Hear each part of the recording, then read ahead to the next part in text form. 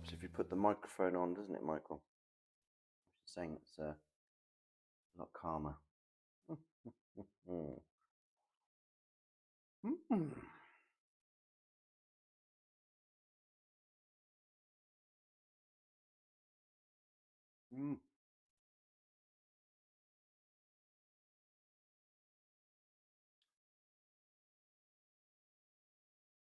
Realised we need to change the title. Didn't even take for Amy to say anything. I remembered myself.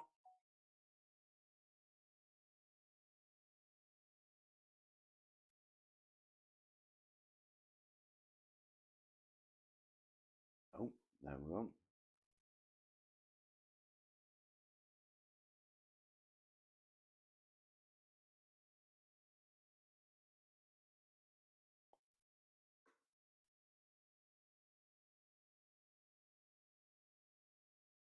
Just chatting.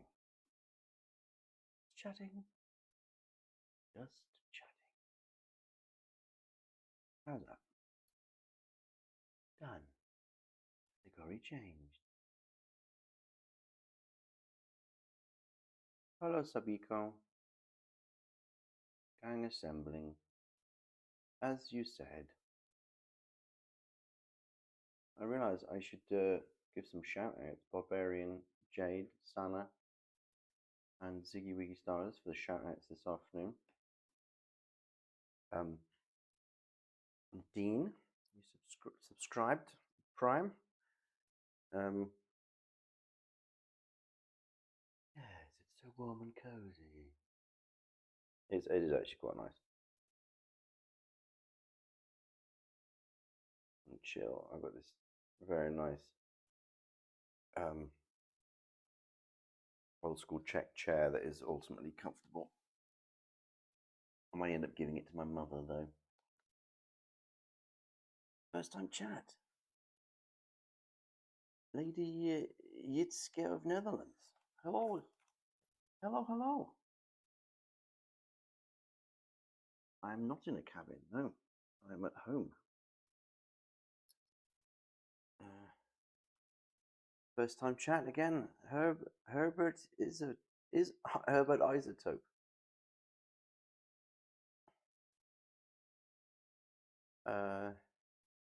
Thanks for now. I'll be much better at these shout outs and thanks as I go on. Still learning. Sour sweet. Love it. Well, thanks for now. Evening, 4 heads are better than one. Yeah, I got this as well. Too much there. Keep it chill.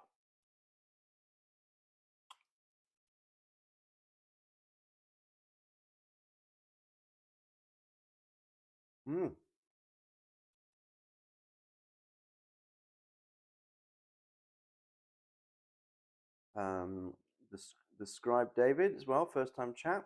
Awesome. Some newbies this evening. That's so cool. What does everyone have in their minibar or their imagined minibar?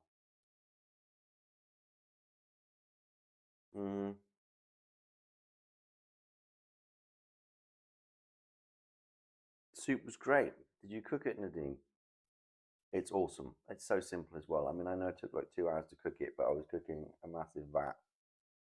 That soup you can have ready in 40 minutes if you're quick. If you're doing 4 portions, you know,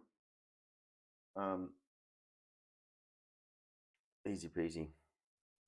Just plain vodka tonight, okay? Draconi Manaveri, hitting it straight.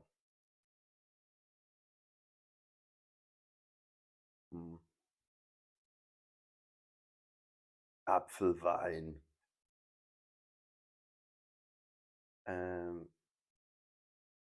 Okay. What's your X handle? Is it the same? I'm so bad at this. You ate too much of it. How did you, it's filling. It's very filling. It's very filling. Hey, Spooky Sky 42. Hello. Amber. Chocolate milkshake. Okay. Go Santa. Nice. Party. Party. Yurimi used flour. That's why I use cornstarch. Hello, Mrs. Dadzig. First time chat, Kermit 985. Yeah, I made a mistake though. I was trying to make the soup vegan, didn't I? And what did I put in it? Butter. A lot of butter. Anyway, Minty 94 Perry. Good streak going on there.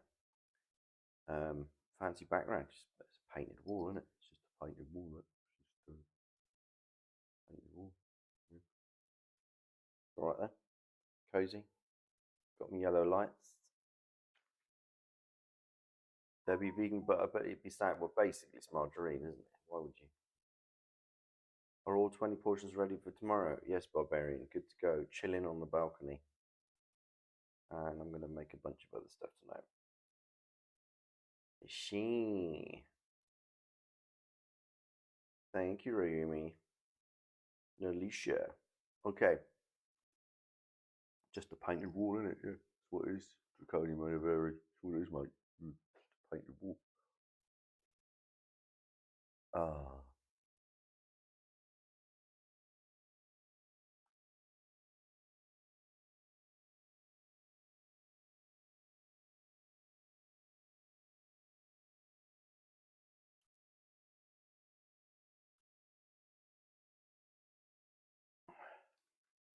Pretending you're reading to Tiny Spoon. Oh, I do. That's where the passion comes from. I'm on the old fennel tea tonight. I've had a few days running on the old on the alcohol, and I feel maybe it's all right just to take a break from that all, isn't it? Body a rest. So I'm hydrating. Somebody's messaging me. I don't know who that is. Let's see. I'm going to turn this off maybe.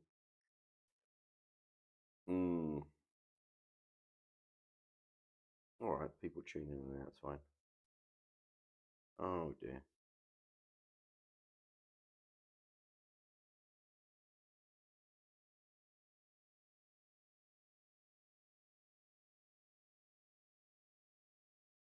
Oh, messages coming in there or anything. All right, you can turn that off though because it's disturbing, isn't it? Right.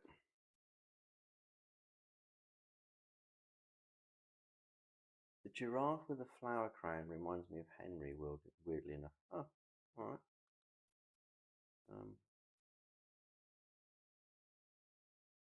I have to have a mug stream. You love how all mugs are different, or the ones that I've been drinking from are different.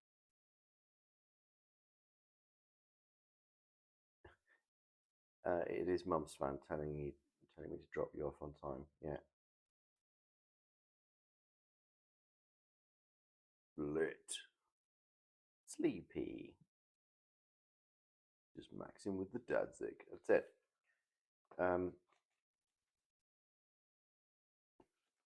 We've got Alison back, my Poe expert. Although Ryumi, you know your way around as well.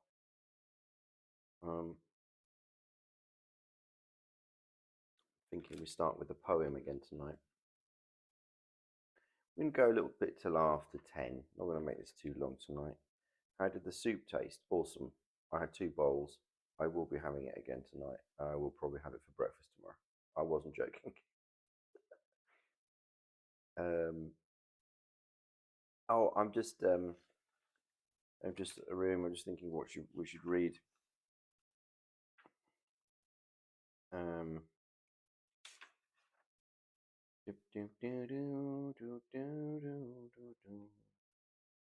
Ulalume. What's that then? 9:51. 9:51.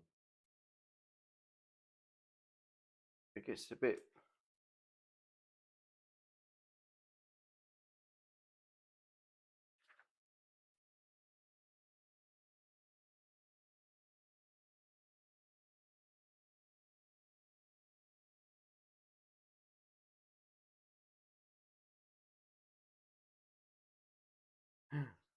What about Ulalume? Um,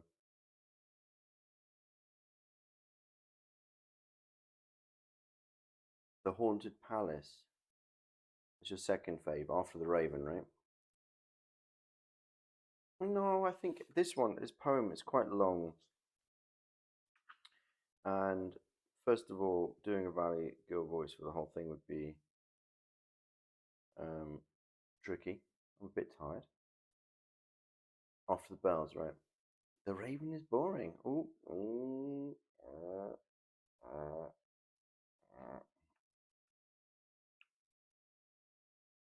Just one character. Yeah, all right. No, I know, but um,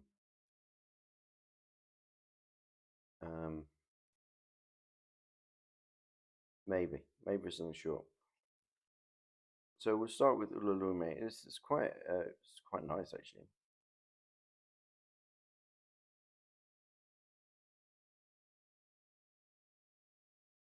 Mm. We'll start on that. So Welsh. What is it? You guys. Maybe, maybe Welsh would work with this. I don't know how it would. And then what story should we pop in for tonight? Um, 3 Sundays in a week. And this, I'm going from the back here, and just stop me if something sounds interesting. Narrative of A. Gordon Pym, not as in A. Gordon Pym, but as in A. full stop Gordon Pym. So let's say Albert Gordon Pym, Alfred Gordon Pym.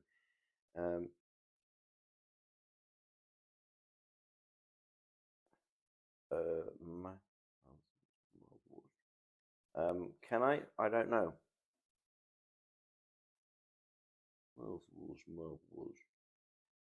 I'm just working out if if I'm being put into a trap. Well, look over here. My mouthwash is mouthwash in the Russian. Yes? Okay. Lionizing. We're going backwards. The Devil in the Belfry. 3 Sundays in a week. 3 Sundays in a week seems to intrigue me. I think we're going to go read that after.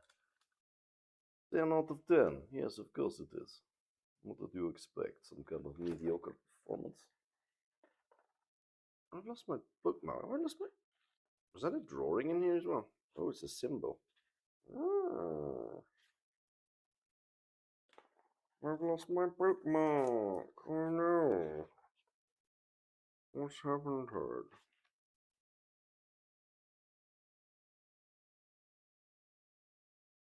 The premature burial. Okay. That sounds cheery. The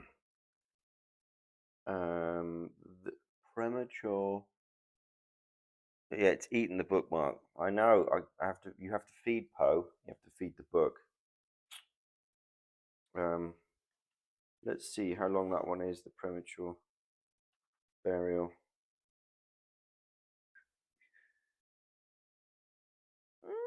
11 pages. Let's see how we go, shall we?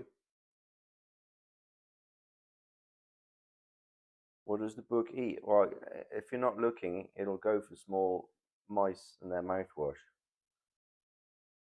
I've seen it. I've seen this book swallow Weiss. I've seen this book swallow Weiss. You know. Yes, I have.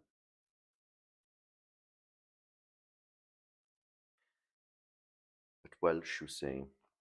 Not long ago, that each of these lines, the mad pride of intellectuality, maintaining the power of words. Okay, here we go.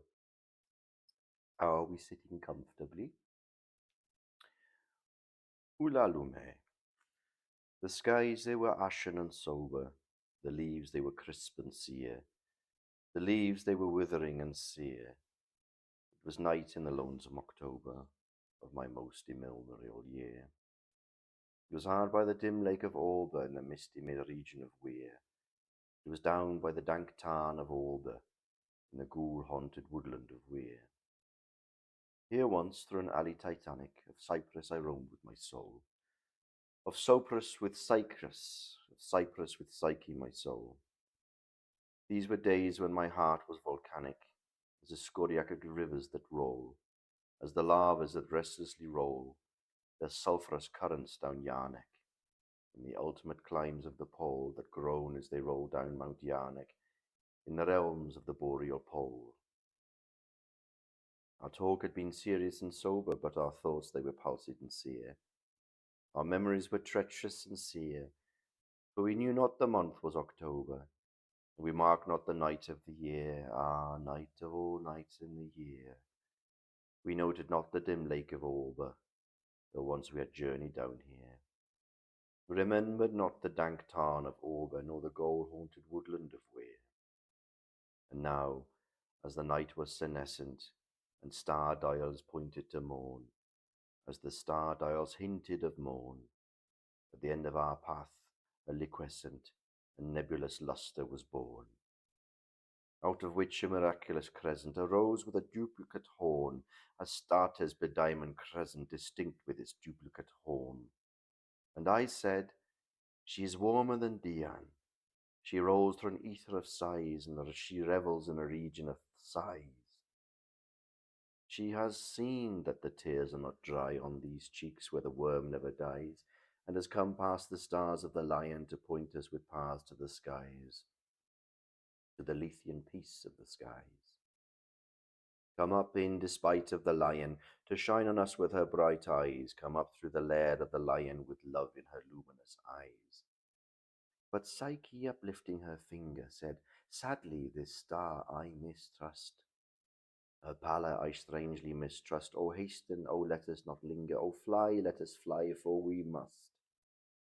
In terror she spoke, letting sink her wings until they trailed in the dust. In agony sobbed, letting sink her plumes till they trailed in the dust, till they sorrowfully trailed in the dust. I replied, this is nothing but dreaming. Let us on by this tremulous light, let us bathe in this crystalline light. Its Sibyllic splendor is beaming with hope and in beauty tonight. See, it flickers up the sky through the night. Ah, we safely may trust to its gleaming, and be sure it will lead us aright. We safely may trust to a gleaming that cannot but guide us aright, since it flickers up to heaven through the night. Thus I pacified Psyche and kissed her, and tempted her out of her gloom, and conquered her scruples and gloom as we passed the end of the vista, but were stopped by the door of a tomb. By the door of a legended tomb, and I said, what is written, sweet sister, on the door of this legended tomb?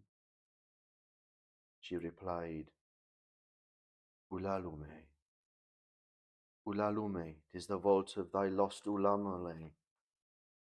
In my heart it grew ashen and sober, as the leaves that were crisp and sere, as the leaves that were withering and sere, and I cried, it is surely October on this very night of last year that I journeyed down here, that I brought a dread burden down here. Oh, this night of all nights in the year, what demon has tempted me here?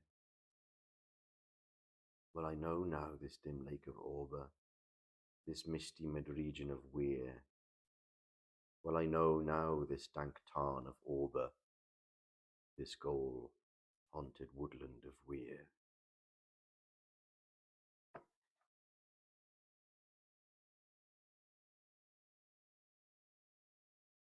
I quite like that.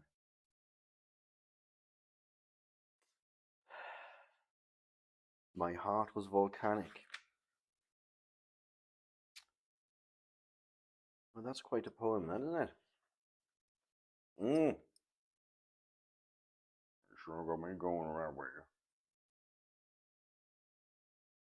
Uh,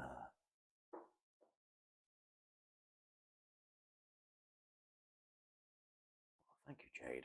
Was it the poem or the interpretation? I'll let you be the judge. Um, uh, um, I don't know. I don't know. I have a feeling for him, for Poe, I think. All right, 3 Sundays in a week. I should cross these off as we go through, otherwise I'm never going to remember. In fact, I'm going to find a pencil and start doing that. Oh, wee little pencil to help me remember which stories I've read. Not that we shouldn't do them again.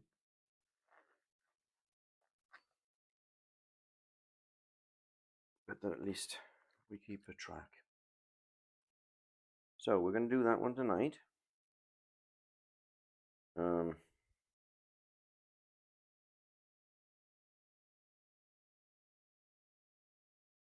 I'll have to go through, I guess, at some point. But anyway, 7:30. It's a very nice time of the day, that's 7:30. I've got to get rid of the accent now.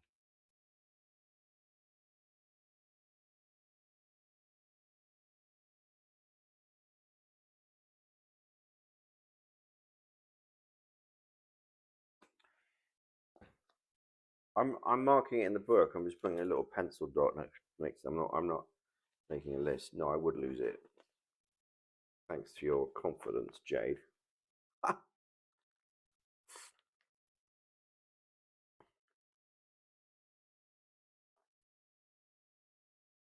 Okay, this could be interesting. Here we go. 3 Sundays in a week. You hard-hearted, dunder-headed, obstinate, rusty, crusty, musty, fusty old savage, said I in fancy one afternoon to my grand-uncle Rumgudgeon, shaking my fist at him in imagination. Only in imagination. The fact is, some trivial discrepancy did exist just then between what I said and what I had not the courage to say, between what I did and what I had half a mind to do. The old porpoise, as I opened the drawing room door, was sitting with his feet upon the mantelpiece and a bumper of port in his paw, making strenuous efforts to accomplish the ditty. Remplis ton verre vide, vide ton terre pleine. My dear uncle, said I, closing the door gently and approaching him with the blandest of smiles, you are always so very kind and considerate, and have evinced your benevolence in so many, so very, very many ways that I feel I have only to suggest this little point to you once more to make sure of your full acquiescence. He said. Goodbye. Go on. I'm sure, my dearest uncle, you confounded old rascal, that you have no design really seriously to oppose my union with Kate. This is merely a joke of yours, I know. How very pleasant you are at times, said he. Curse you, yes. To be sure, of course, I knew you were jesting. Now, uncle, all that Kate and myself wish at present is that you would oblige us with your advice as regards the time. You know, uncle, in short, when will it be most convenient for yourself that the wedding shall come off, you know? Come off, you scoundrel. What do you mean by that? Better wait till it goes on. Yes, yes. oh, oh, that's good. That's capital. Such wit. But all we want just now, you know, uncle, is that you would indicate the time precisely. Oh, precisely. Yes, uncle. That is, if it would be quite agreeable to yourself. Wouldn't it answer, Bobby, if I were to leave it at random, sometime within a year or so, for example? Must I say precisely? If you please, uncle, precisely. Well then, Bobby, my boy, you're a fine fellow, aren't you? Since you will have the exact time, I'll oblige you for once. Dear uncle. Hush, hush, drowning my voice. I'll oblige you for once. You shall have my consent. And the plum, we mustn't forget the plum. Let me see. When shall it be? Today's Sunday, isn't it? Well then, you shall be married precisely now, when 3 Sundays come together in a week. Do you hear me, sir? What are you gaping at? I say, you shall have Kate and her plum when 3 Sundays come together in a week, but not till then, you young scapegrace, not till then if I die for it. You know me, I'm a man of my word. Now be off. Here he swallowed his bumper of port while I rushed from the room in despair. A very fine old English gentleman was my grand uncle Rumgudgeon. But unlike him of the song, he had his weak points. He was a little pursy, pompous, passionate semicircular somebody with a red nose, a thick skull, a long purse, and a strong sense of his own consequence. With the best heart in the world, he contrived, through a predominant whim of contradiction, to earn for himself, among those who only knew him superficially, the character of a curmudgeon. Like many excellent people, he seemed possessed with the spirit of tantalization, which might easily, at a casual glance, have been mistaken for malevolence.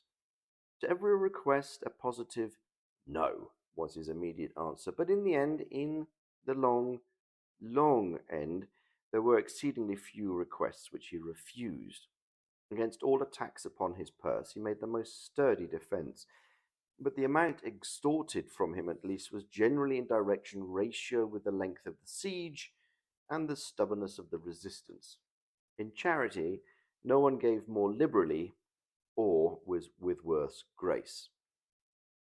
For the fine arts, and especially for the belles lettres, he entertained a profound contempt. With this, he had been inspired by Casimir Perier, whose pert little query, "À quoi un poète est-il bon?" he was in the habit of quoting with a very droll pronunciation as the ne plus ultra of logical wit. Thus, my own inkling for the Muses had excited his entire displeasure. He assured me one day, when I asked him for a copy of Horace, that the translation of Poeta nascitur non fit was a nasty poet for nothing fit, a remark which I took in high dudgeon.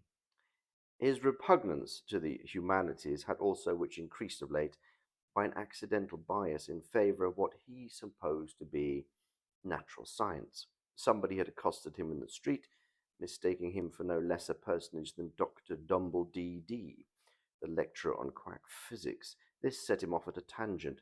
And just at the epoch of this story, for story it is getting to be after all, my grand uncle Rumgudgeon was accessible and pacific only upon points which happened to chime in with the caprioles of the hobby he was riding. For the rest, he laughed with his arms and legs, and his politics were stubborn and easily understood. He thought, with Horsley, that the people have nothing to do with the laws but to obey them. I had lived with the old gentleman all my life. My parents, in dying, had bequeathed me to him as a rich legacy. I believe the old villain loved me as his own child, nearly, if not quite as well as he loved Kate, but it was a dog's existence that he led me after all. From my first year until my fifth, he obliged me with very regular floggings. From 5 to 15, he threatened me hourly with the House of Correction. From 15 to 20, not a day passed in which he did not promise to cut me off with a shilling. It was a sad dog, it is true, but then it was part of my nature, a point of faith. In Kate, however, I had a firm friend and knew it. She was a good girl and told me very sweetly that I might have her plum and all whenever I could badger my grand uncle Grumgudgeon into necessary consent. But, poor girl, she was barely 15, and without this consent, her little amount in the funds was not come at table until 5 immeasurable summers had dragged their slow length along. What then to do? 15, or even at 21, for I had now passed my fifth Olympiad. 5 years in prospect are very much the same as 500. In vain we besieged the old gentleman with importunities. Here was a pièce de résistance, as Monsieur Eudes and Carême would say, which suited his perverse fancy to a T.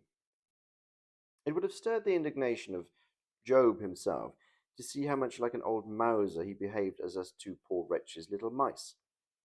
In his heart he wished for nothing more ardently than our union.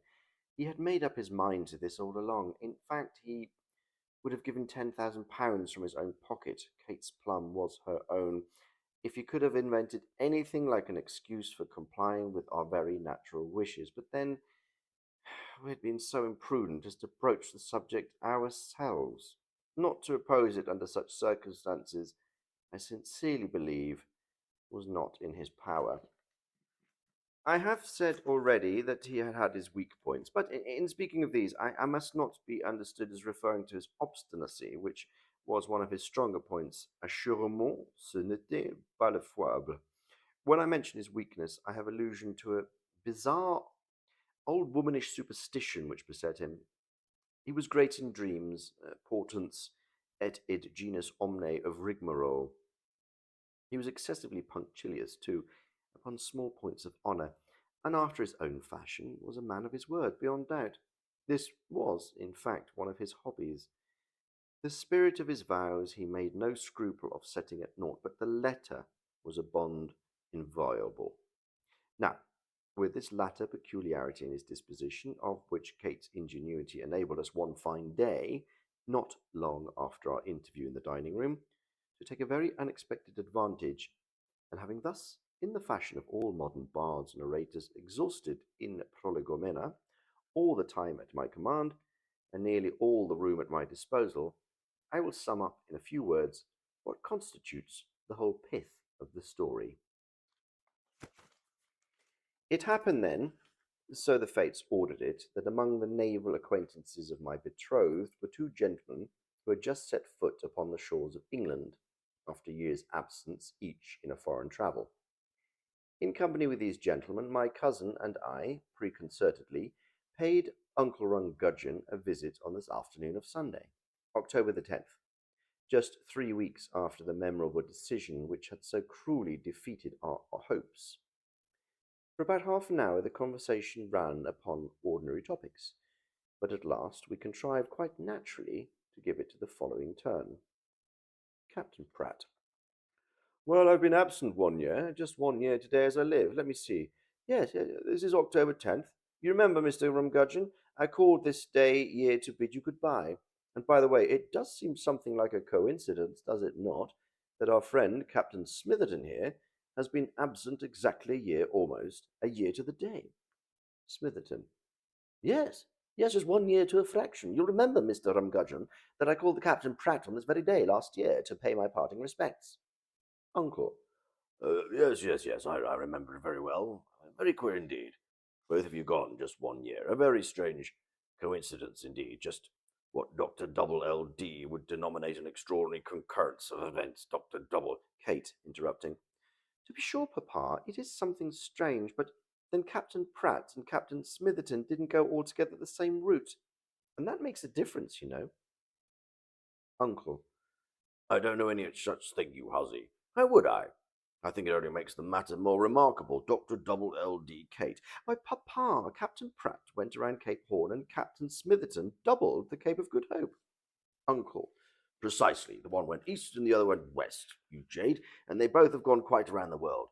By the by, Dr. Double LD, myself hurriedly. Captain Pratt, you must come and spend the evening with us tomorrow. You and Smitherton. You can tell us all about your voyage, and we'll have a game of whist. And Pratt. What's my dear fellow? You forget tomorrow will be Sunday. Some other evening. Kate. Oh, no, fie.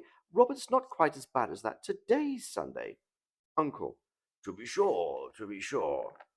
Pratt. I beg your pardons, but I can't be so much mistaken. I know tomorrow's Sunday because Smitherton, much surprised.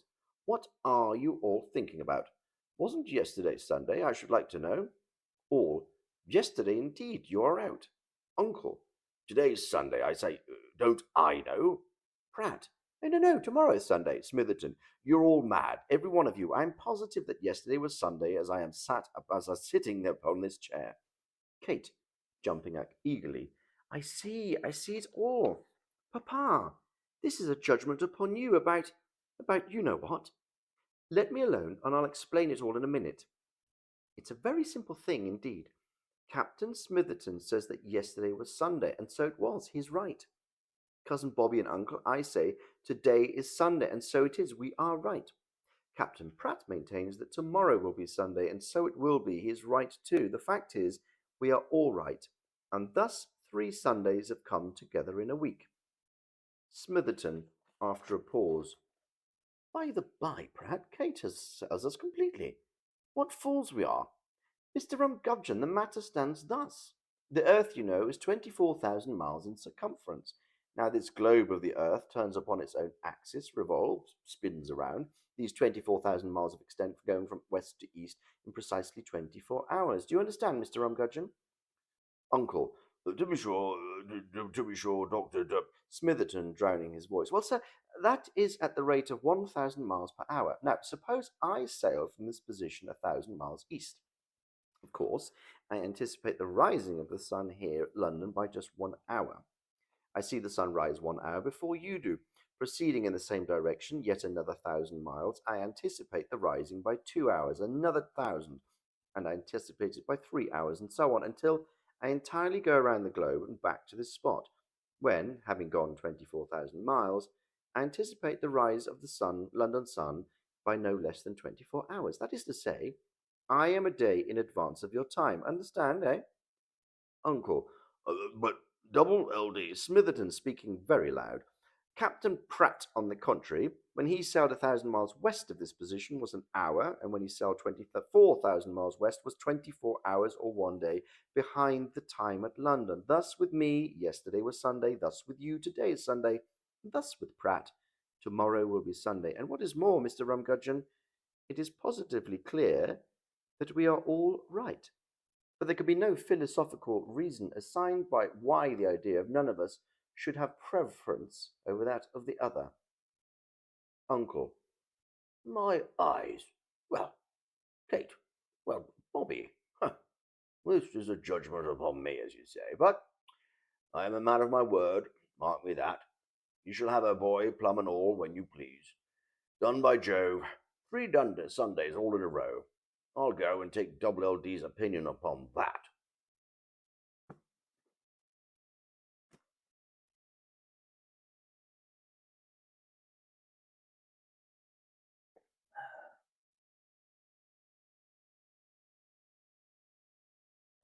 Papa, papa. I quite like that one. That's fun to read. A dudgeon. I don't know what a dudgeon is. A curmudgeon is someone who's sort of grumpy. What do we look at dudgeon? Does dudgeon mean anything? What does dudgeon mean? Dudgeon.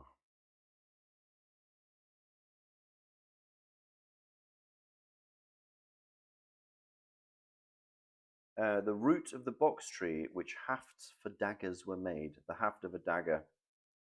A dudgeon hafted dagger. All right. What does the Cambridge? What does Merriam-Webster have to say? Oh, go away.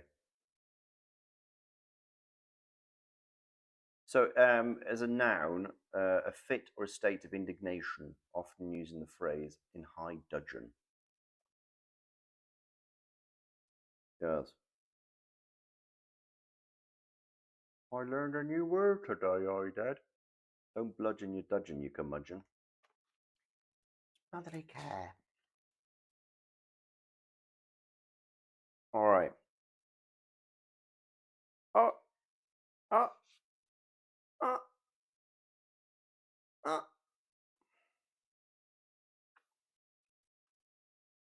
It was in there the whole time. Who'd have funk it?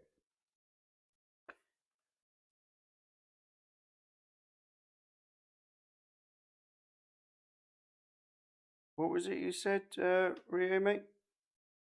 We was going to have a go at the grave. The wrong grave.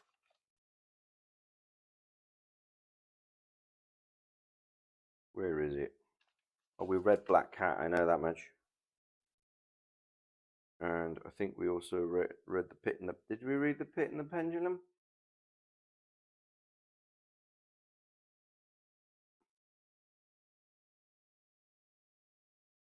Uh, Premature Burial. It's 11 pages. I think we can get that done. The Haunted Palace. Let's see how long that one is.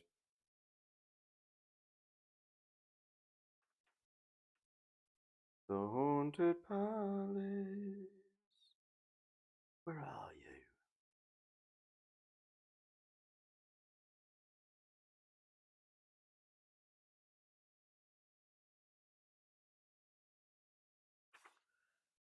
I cannot find that one. The Mask of the Red Death, we have read.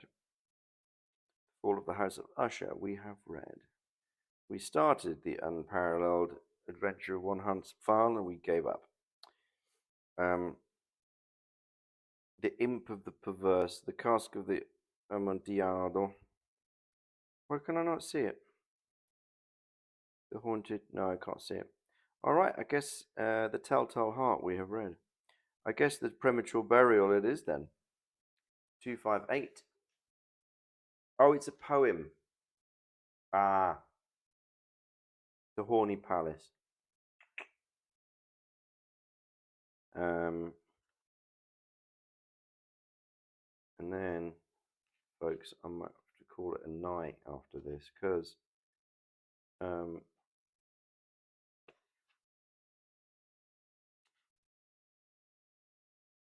what's the most gruesome story? I don't know. I don't know what the most gruesome is. The Pit and the Pendulum. Oh, it's such a good story. Premature burial.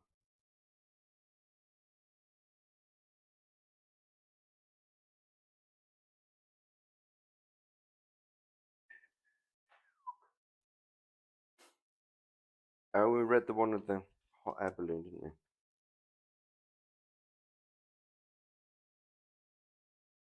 All right. What's most likely to have a bosom? We didn't finish what? The Pit and the Pendulum? Oh, I think we finished Pit and the Pendulum, didn't we? No, there's a couple of hot air balloon. We did another one, um, which was the letters. Um, Alison suggested that last time or the time before, and I think it was called Astoria, maybe 582. Astoria.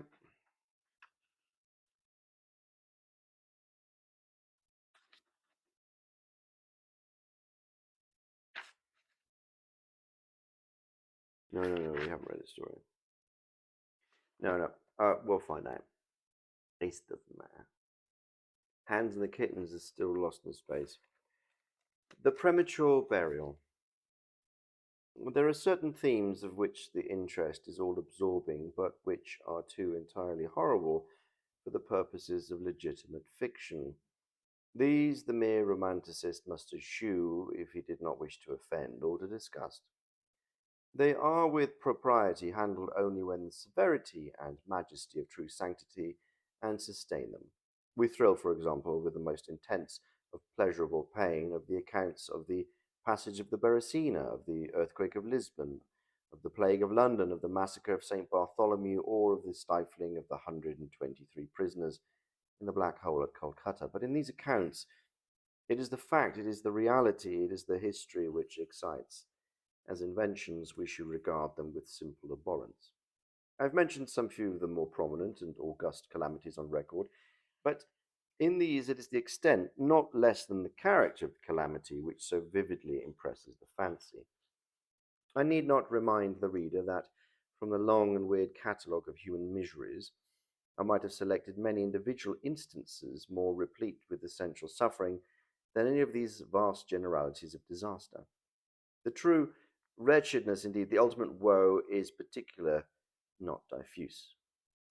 That the ghastly extremes of agony are endured by man the unit, and never by man the mass, for this let us thank a merciful God. To be buried while alive is, beyond question, the most terrific of these extremes which has ever fallen to the lot of mere mortality. That it has frequently, very frequently so fallen, would scarcely be denied by those who think. The boundaries which divide life from death are at best shadowy and vague. Who shall say where the one ends and where the other begins? We know that there are diseases in which occur total cessations of all the apparent functions of vitality, and yet in which these cessations are merely suspensions, properly so called. They are only temporary pauses in the incomprehensible mechanism. A certain period elapses, and some unseen mystery principle again sets in motion the magic pinions and the wizard wheels. The silver cord is not for ever loosed, nor the golden bowl irreparably broken, but where, meantime, was the soul? Apart, however, from the inevitable conclusion, a priori, that such causes must produce such effects, that the well known occurrence of such cases of suspended animation must naturally give rise, now and then, to premature interments. Apart from this consideration, we have the direct testimony of medical and ordinary experience to prove that a vast number of such interments have actually taken place. I might refer at once, if necessary, to 100 well authenticated instances, one of very remarkable character, and of which the circumstances may be fresh in the memory of some readers, occurred not very long ago in the neighboring city of Baltimore, where it occasioned a painful, intense, and widely extended excitement. The wife of one of the most respectable citizens, a lawyer of eminence and a member of Congress, was seized with a sudden and unaccountable illness, which completely baffled the skill of her physicians. After much suffering, she died, or was supposed to die. No one suspected, indeed, or had reason to suspect, that she was not actually dead. She presented all the ordinary appearances of death. The face assumed the usual pinched and sunken outline. The lips were of the most usual marble pallor. The eyes were lustreless. There was no warmth. Pulsation had ceased. For 3 days the body was preserved unburied, during which it had acquired a stony rigidity. The funeral, in short, was hastened, on account of the rapid advance of what was supposed to be decomposition. The lady was deposited in her family vault, which for 3 subsequent years was undisturbed. At the expiration of this term, it was opened for the reception of a sarcophagus, but alas, how fearful a shock awaited the husband who personally threw open the door. As its portal swung outwardly back, some white apparelled object fell rattling within his arms. It was the skeleton of his wife in her yet unmoulded shroud. A careful investigation rendered it evident that she had revived within 2 days after her entombment, that her struggles within the coffin had caused it to fall from a ledge or a shelf to the floor. It was so broken as to permit her escape. A lamp, which had been accidentally left full of oil within the tomb, was found empty. It might have been exhausted, however, by evaporation. On the uppermost of the steps which led down into the dread chamber was a large fragment of the coffin, with which it seemed she had endeavoured to arrest attention by striking the iron door. While thus occupied, she probably swooned or possibly died through sheer terror, and in falling, her shroud became entangled in some ironwork which projected interiorly. Thus she remained, and thus she rotted, erect. In the year 1810, a case of living inhumation happened in France, attended with circumstances which go far to warrant the assertion that truth is indeed stranger than fiction. The heroine of the story was a Mademoiselle Victorine La Foursade, a young girl of illustrious family, of wealth, and of great personal beauty. Among her numerous suitors was Julien Bourset, a poor litterateur or journalist of Paris. His talents and general amiability had recommended him to the notice of the heiress, by whom he seems to have been truly beloved. But her pride of birth decided her finally to reject him, and to wed a Monsieur Renel, a banker and diplomatist of some eminence. After marriage, however, this gentleman neglected and perhaps even more positively ill-treated her. Having passed with him some wretched years, she died. At least her condition so closely resembled death as to deceive everyone who saw her. She was buried, not in a vault, but in an ordinary grave in the village of her nativity. Filled with despair and still inflamed by the memory of a profound attachment, the lover journeys from the capital to the remote province in which the village lies, with the romantic purpose of disinterring the corpse and possessing himself of its luxuriant tresses. He reaches the grave. At midnight he unearths the coffin, opens it, as in the act of detaching the hair, when he is arrested by the enclosing of the beloved eyes. In fact, the lady had been buried alive. Vitality had not altogether departed, and she was aroused by the caresses of her lover from the lethargy which had been mistaken for death. He bore her frantically to his lodgings in the village. He employed certain powerful restoratives suggested by no little medical learning. In fine, she revived. She recognized her preserver. She remained with him until, by slow degrees, she fully recovered her original health. Her woman's heart was not adamant, and this last lesson of love sufficed to soften it. She bestowed it upon Bossuet. She returned no more to her husband, but concealing from him her resurrection, fled with her lover to America. 20 years afterwards, the two returned to France in the persuasion that time had so greatly altered the lady's appearance that her friends would be unable to recognize her. They were mistaken, however, for at the first meeting, Monsieur Renel did actually recognize him and make claim to his wife. This claim she resisted, and a judicial tribunal sustained her in her resistance, deciding that the peculiar circumstances with the long lapse of years had extinguished, not only equitably, legally, the authority of the husband. The Chirurgical Journal of Leipzig, a periodical of high authority and merit, which some American bookseller would do well to translate and republish, records in a late number a very distressing event of the character in question. An officer of artillery, a man of gigantic stature and of robust health, being thrown from an unmanageable horse, received a very severe contusion of the head, which rendered him insensible at once.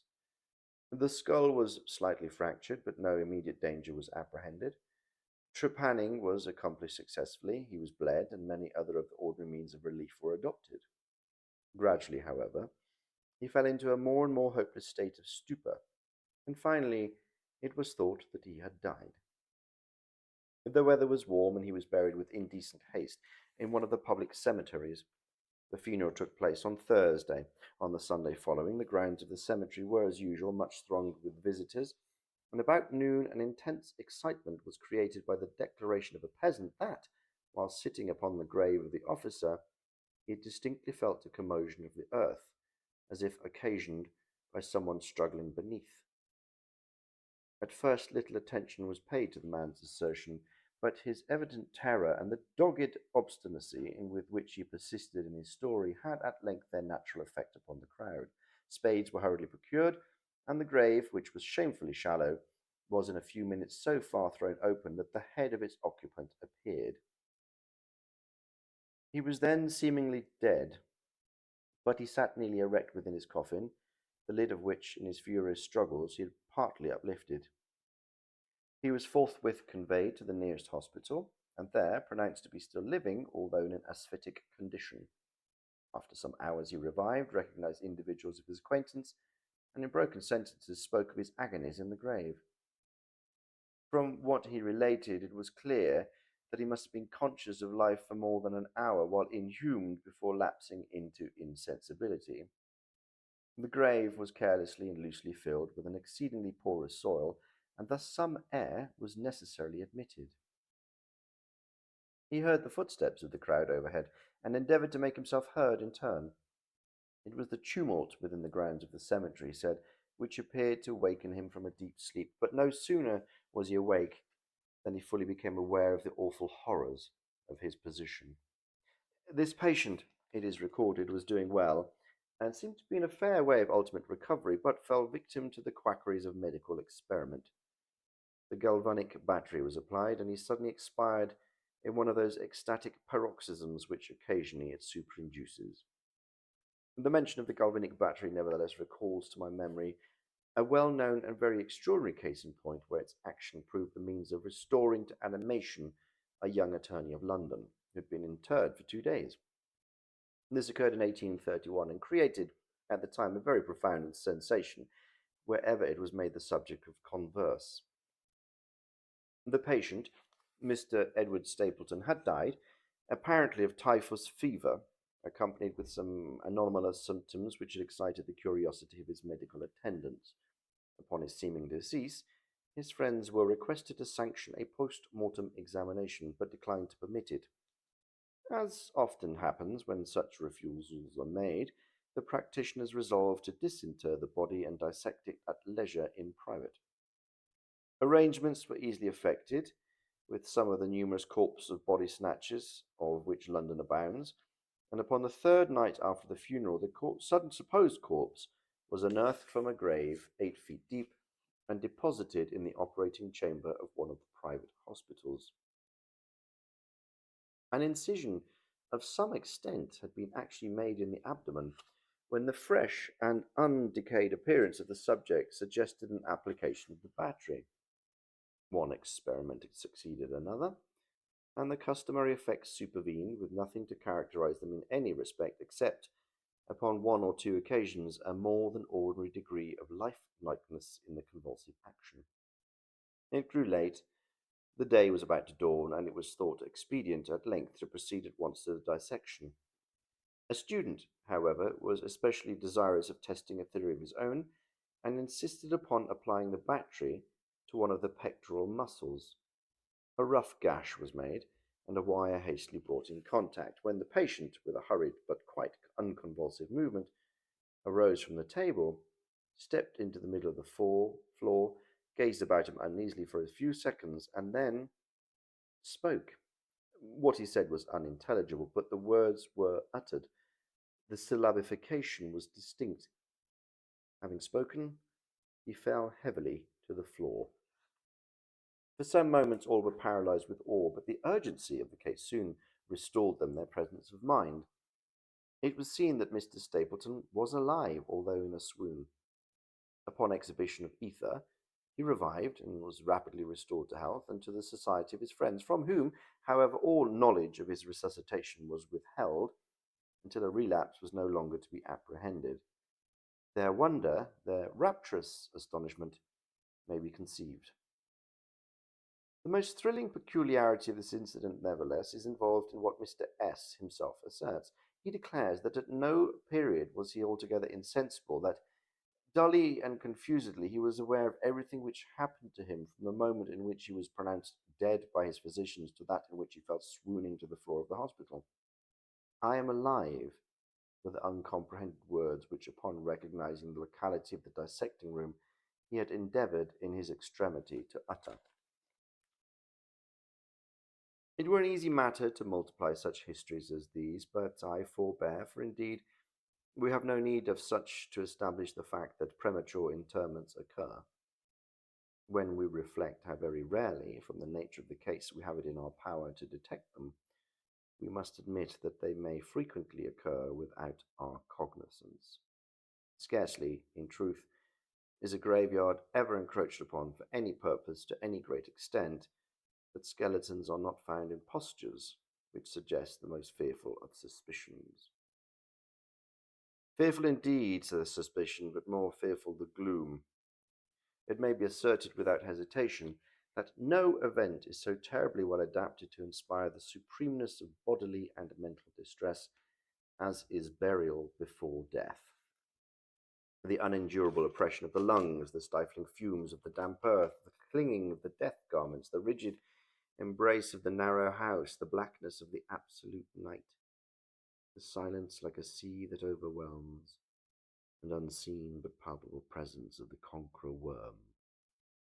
These things, the thoughts of the air and the grass above, the memory of dear friends, who would fly to save us if but informed of our fate, and with consciousness that of this fate they can never be informed, that our hopeless portion is that of the really dead. These considerations, I say, carry into the heart which still palpitates a degree of appalling and intolerable horror from which the most daring imagination must recoil. We know of nothing so agonizing upon earth. We can dream of nothing half so hideous in the realms of the nethermost hell. And thus all narratives upon this topic have an interest profound, an interest nevertheless which, through the sacred awe of the topic itself, very properly and very peculiarly depends upon our conviction of the truth of the matter narrated. What I have now to tell you is of my own actual knowledge, of my own positive and personal experience. For several years I had been subject to attacks of that singular disorder which physicians have agreed to term catalepsy, in default of a more definite title.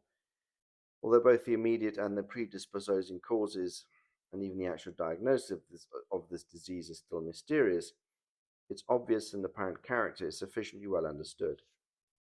Its variations seem to be chiefly of degree. Sometimes the patient lies, for a day only, or even for a shorter period, in the species of exaggerated lethargy. He is senseless and extremely motionless, but the pulsation of the heart is still faintly perceptible. Some traces of warmth remain, a slight colour lingers within the centre of the cheek, and upon application of a mirror to the lips, we can detect a torpid, unequal, and vacillating action of the lungs. Then again, the duration of the trance is for weeks, even for months, while the closest scrutiny and the most rigorous medical tests fail to establish any material distinction between the state of the sufferer and what we conceive to be absolute death. Very usually he is saved from premature interment solely by the knowledge of his friends that he has been previously subject to catalepsy, by the consequent suspicions excited, and above all, by the non appearance of decay. The advances of the malady are, luckily, gradual. The first manifestations, although marked, are unequivocal. The fits grow successively more and more distinctive, and endure each for a longer term than preceding. In this lies the principal security from inhumation. The unfortunate whose first attack should be of the extreme character which is occasionally seen would almost inevitably be consigned alive to the tomb. My own case differed in no important particular from those mentioned in medical books. Sometimes, without any apparent cause, I sank little by little into a condition of semi syncopate or half swoon, and in this condition, without pain, without ability to stir, or strictly speaking, to think, but with a dull, lethargic consciousness of life and of the presence of those who surrounded my bed, I remained until the crisis of the disease restored me suddenly to perfect sensation. At other times, I was quickly and impetuously smitten. I grew sick and numb and chilly and dizzy and fell so prostrate at once. Then, for weeks, all was void and black and silent, and nothing became the universe. Total annihilation would be no more. From these attacks I awoke, however, with a gradation slow in proportion to the suddenness of the seizure. Just as the day dawns to the friendless and houseless beggar who roams the street throughout the long, desolate winter night, just so tardily, just so wearily, just so cheerily came back the light of the soul to me. Apart from the tendency to trance, however, my general health appeared to be good, nor could I perceive that it was at all affected by the one prevalent malady, unless any idiosyncrasies in my ordinary sleep may be looked upon as superinduced. Upon awakening from slumber, I could never again at once through possession of my senses, and always remained for many minutes in much bewilderment and perplexity, the mental faculties in general, but the memory in especial being in condition of absolute abeyance. In all that I endured, there was no physical suffering, but of moral distress and infinitude. My fancy grew charnel. I talked of worms of tombs and epitaphs. I was lost in reveries of death, and the idea of premature burial held continual possession of my brain. The ghastly danger to which I was subjected haunted me day and night. In the former, the torture of meditation was excessive, in the latter, supreme. When the grim darkness overspread the earth, then, with every horror of thought, I shook as the quivering plumes upon the hearse. When nature could endure wakefulness no longer, it was with a struggle that I contented to sleep, for I shuddered to reflect that upon awakening I might find myself the tenant of the grave. And when finally I sank into slumber, it was only to rush at once into the world of phantasms, above which, with vast sable overshadowing wings, hovered predominant the one sepulchral idea. From the innumerable images of gloom which thus oppressed me in my dreams, I select for record but a solitary vision. Methought I was immersed in a cataleptic trance of more than usual duration and profundity. And suddenly there came an icy hand upon my forehead, and an impatient, gibbering voice whispered the word, "Rise!" within my ear. I sat erect. The darkness was total. I could not see the figure of him who had aroused me. I could call to mind neither the period at which I had fallen into the trance nor the locality in which I then lay. While I remained motionless and busied in endeavours to collect my thoughts, the cold hand grasped me fiercely by the wrist, shaking it petulantly, while the gibbering voice said again, "Arise! Did I not bid thee arise?" "And who," I demanded, "art thou?" "I have no name in the regions which I inhabit," replied the voice mournfully. "I was mortal, but am fiend. I was merciless, but am pitiful. Thou dost feel that I shudder. My teeth chatter as I speak, yet is it not the chilliness of the night without end? But this hideousness is insufferable. Oh, canst thou tranquilly sleep? I cannot rest for the cry of these agonies. These sights are more than I can bear. Get thee up. Come with me into the outer night, and let me unfold to thee the graves. Is not this a spectacle of woe? Behold." I looked, and the unseen figure which still grasped me by the wrist had caused to be thrown open the graves of all mankind, and from each issued the faint phosphoric radiance of decay, so that I could see into the innermost recesses, and there view the shrouded bodies in their sad and solemn slumbers with the worms. But alas, the real sleepers were few, by many millions, and those who slumbered not at all, and there was a feeble struggling, and there was a general and sad unrest, and from out the depths of the countless pits there came a melancholy rustling from the garments of the buried, and of those who seemed tranquilly to repose. I saw that a vast number had changed, in a greater or lesser degree, the rigid and uneasy position in which they had gradually been entombed. And the voice again said to me as I gazed, "Is it not, oh, is it not a pitiful sight?" But before I could find words to reply, the figure had ceased to grasp my wrist. The phosphoric lights expired, and the graves were closed with sudden violence, while from out of them rose a tumult of despairing cries, saying again, is it not, oh God, is it not a very pitiful sight?" Fantasies such as these, presenting themselves at night, extended their terrific influence far into my waking hours. My nerves became thoroughly unstrung, and I fell prey to perpetual horror. I hesitated to ride or to walk or to indulge in any exercise that would carry me from home. In fact, I no longer dared trust myself out of the immediate presence of those who were aware of my proneness to catalepsy, lest, falling into one of my usual fits, I should be buried before my real condition could be ascertained.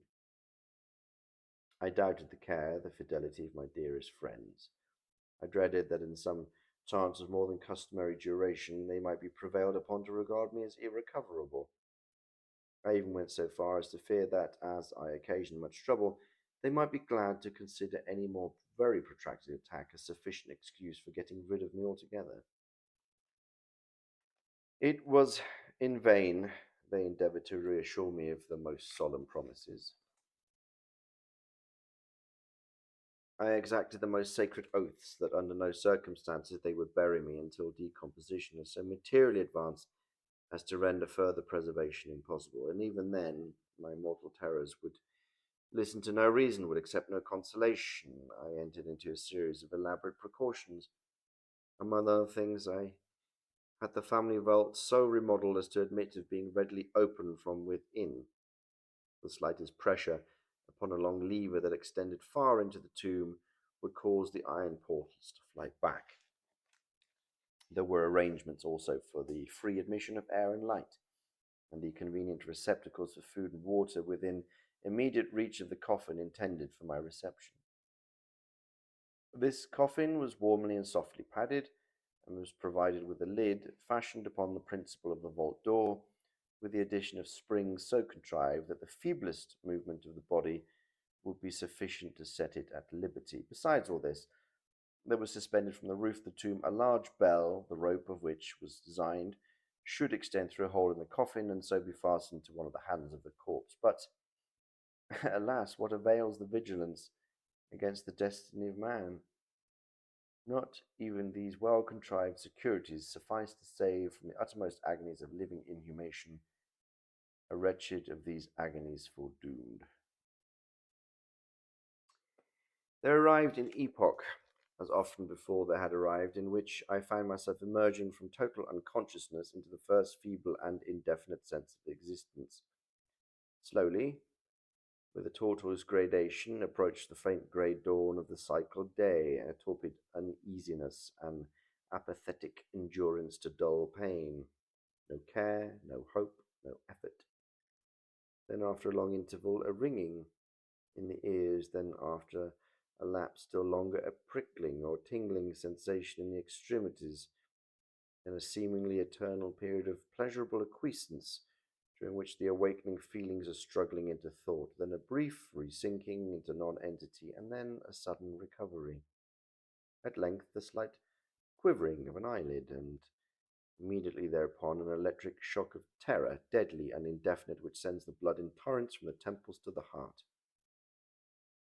And now the first positive effort to think, and now the first endeavour to remember, and now a partial and evanescent success, and now the memory has so far regained its dominion that in some measure I am cognizant of my state.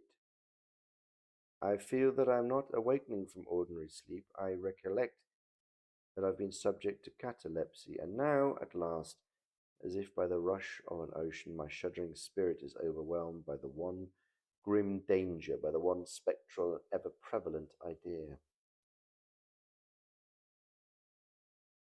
For some minutes after this fancy possessed me, I remained without motion. And why? I could not summon courage to move. I dared not make the effort which was to satisfy me of my fate. And yet there was something in my heart which whispered me it was sure. Despair, such as no other species of wretchedness ever calls into being, despair alone, urged me, after long irresolution, to uplift the heavy lids of my eyes. I uplifted them. It was dark, all dark. I knew that the fit was over. I knew that the crisis of my disorder had long passed. I knew that I had now fully recovered the use of my visual faculties, and yet it was dark, all dark. The intense and utter raylessness of night that endureth for evermore. I endeavoured to shriek, and my lips and my parched tongue moved convulsively together in the attempt, but no voice issued from the cavernous lungs, which, oppressed as if by the weight of some incumbent mountain, gasped and palpitated with the heart at every elaborate and struggling inspiration. The movement of the jaws in this effort to cry aloud showed me that they were bound up, as is usual with the dead. I felt, too, that I lay upon some hard substance, and by some similar my sides were also closely compressed. So far I had not ventured to stir any of my limbs, but now I violently threw up my arms, which had been lying at length with the wrists crossed. They struck a solid wooden substance which extended above my person at an elevation of not more than 6 inches from my face. I could no longer doubt that I reposed within a coffin at last, and now, amid all my infinite miseries, came sweetly the cherub hope, and for I thought of my precautions. I writhed, made spasmodic exertions to force open the lid. It would not move. I felt my wrists for the bell rope. It was not to be found. And now the comfort has fled for ever, and still sterner despair reigned triumphant, for I could not help perceiving the absence of the paddings which I had so carefully prepared. And then, too, there came suddenly to my nostrils the strong, peculiar odour of moist earth. The conclusion was irresistible. I was not within the vault. I had fallen into a trance while absent from home, while among strangers, when or how I could not remember. And it was they who had buried me as a dog, nailed up in some common coffin, and thrust deep, deep, deep and forever into some ordinary and nameless grave. As this lawful conviction forced itself thus into the innermost chambers of my soul, I once again struggled to cry aloud. And in this second endeavor I succeeded. A long, wild, and continuous shriek or yell of agony resounded through the realms of the subterranean night. "Hello, hello there," said a gruff voice in reply. "What the devil's the matter now?" said a second. "Get out of that," said a third. "What do you mean by yowling in that there kind of style like a catamount?" said a fourth. And hereupon I was seized and shaken without ceremony for several minutes by a junto of very rough-looking individuals. They did not rouse me from my slumber, for I was wide awake when I screamed, but they restored me to the full possession of my memory. This adventure occurred near Richmond in Virginia. Accompanied by a friend, I proceeded upon a gunning expedition some miles from the banks of the James River. Night approached, and we were overtaken by a storm. The cabin of a small sloop, lying at anchor in the stream and laden with garden mould, afforded us the only available shelter. We made the best of it and passed the night on board. I slept in one of the only two berths in the vessel, and the berths of a sloop of 60 or 70 tons need scarcely be described. That which I occupied had no bedding of any kind. Its extreme width was 18 inches. The distance of its bottom from deck over was precisely the same. I found it a matter of exceeding difficulty to squeeze myself in. Nevertheless, I slept soundly, and the whole of my vision, for it was no dream and no nightmare, arose naturally from the circumstances of my position, from my ordinary bias of thought, and from the difficulty to which I have alluded of collecting my senses, and especially of regaining my memory for a long time after awakening from slumber. The men who shook me were the crew of the sloop and some labourers engaged to unload it. From the load itself came the earthy smell. The bandage upon the jaws was a silk handkerchief in which I had bound up my head in default of my customary nightcap. The tortures endured, however, were indubitably quite equal for the time to those of actual sepulture. They were inconceivably hideous, but out of evil proceeded good. For their very access wrought in my spirit an inevitable revulsion. My soul acquired tone, acquired temper. I went abroad. I took vigorous exercise. I breathed the free air of heaven. I thought upon other subjects than death. I discarded my medical books. Buchan I bird. I read no night thoughts, no fustian about churchyards, no bugaboo tales such as this. In short, I became a new man and lived a man's life, and from that memorable night I dismissed for ever my charnel apprehensions, and with them vanished the cataleptic disorder, which perhaps there had been less the consequence than the cause. There are moments when, even to the sober eye of reason, the world of our sad humanity may assume the semblance of a hell, for the imagination of man is no Carathis to explore with impunity to its every cavern. Alas, the grim legion of the sepulchral terrors cannot be regarded as altogether fanciful, but, like the demons in whose company Afrasiab made his voyage down the Oxus, they must sleep, or they will devour us. They must be suffered to slumber, or we perish.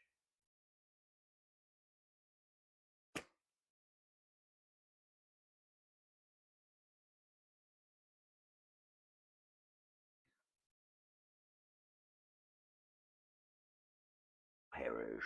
No bosoms tonight. All that about Poe's let us down, hasn't he? We got Poe.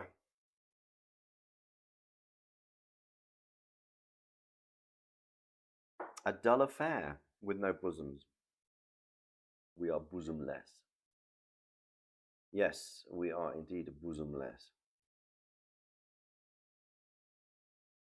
So, we've got quite a few new followers in this last hour or so. That's quite exciting.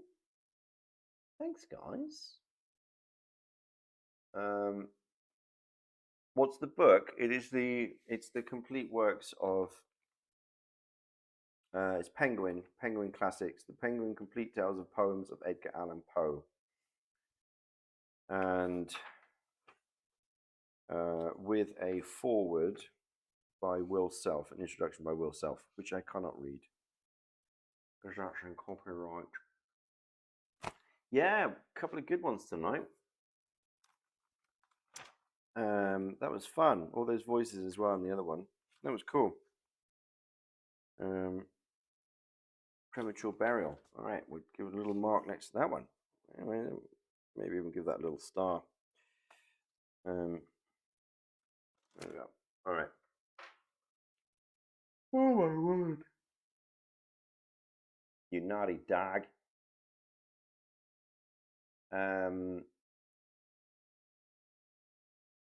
Thank you, Bill Marta. Minty, good stream. Santa Green, we're on a run, Santa Green and Minty. Good stuff. We've got some cheers coming in there. Lots of follows today. That's awesome. Angelic Cabbage, just give a shout out to 43 viewers 2 days ago. Whoop whoop. Oh, we're going back there. Is anybody out there we can raid? Stop, you naughty dog. Stop it, you naughty dog.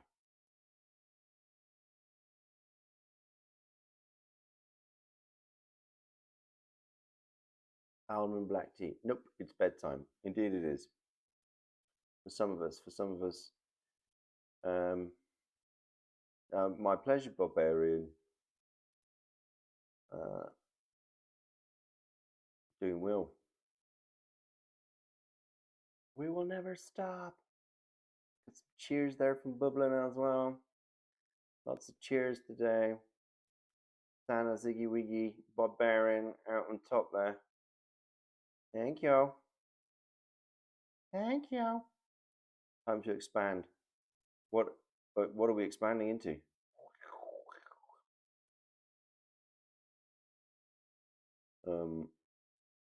Did you get that, Jade? You wanted me to share the info of the book. Did you get that? EP time. Glitz and glory. Excuse me. All right, gang. I'm going to sign off because I'm tired too. And I'll let you all know sooner rather than later what the plan is this week. Because surely there would be a plan for some reading. Thursday, I'm going to be with Logsta in the evening. We're going to do some more.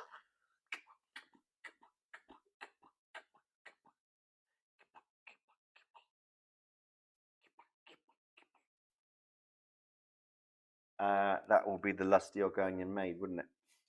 And the flap of her thighs. And I would like to get in on Crusader Knights as well, because apparently he's got Moldavia and Bohemia in his sights now. So clapping them cheeks. All right, gang. Night, chat. Sleep well, or have a great day wherever you are, or getting up early wherever else you are.